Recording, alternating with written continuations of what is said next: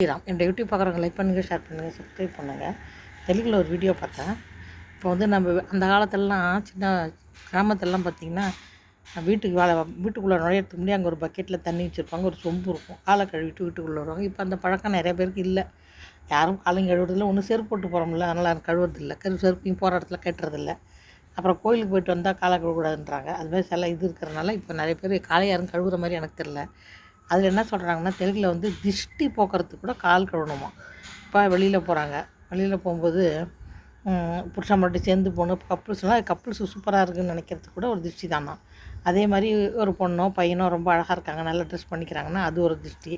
இல்லை அவங்க டேலண்ட்டு நல்லா இருந்து எவ்வளோ டேலண்ட்டாக இருக்காங்கன்னு யாராவது அப்ரிஷியேட் பண்ணால் அது கூட திஷ்டிக்கு நகரகமான காரணம் இருக்குது. அது எந்த காரணமாக இருந்தாலும் இப்போ அவங்க கண் பார்வையில் கண் திருஷ்டி வந்து ரொம்ப மோசமானதான் அப்படின்னு அவர் சொல்கிறாரு தெலுங்கில். அந்த கண் திருஷ்டி பட்டுதுன்னா அது உடம்புக்குள்ளே இறங்குமா, இறங்கி அது அந்த திருஷ்டி வந்து கொஞ்சம் கொஞ்சமாக கால் வரைக்கும் வருமா. அப்போ நம்ம காலை கழுவிட்டோம்னா திருஷ்டி போயிடுமா. அதனால் வெளில போயிட்டு வந்திங்கன்னா காலை கழுவிடுங்கன்னு சொல்கிறாரு. அது மட்டும் இல்லாமல் சின்ன குழந்தைங்கள அதை பேசாமல் குளிப்பாட்டிடுங்கன்னு சொல்கிறாங்க. இல்லாட்டி நீங்கள் குளிப்பாட்டி திருஷ்டி பட்டு அடுத்த நாள் அந்த பிள்ளைங்களுக்கு எதாவது உடம்பு சரியில்லாத போயிடுதான்.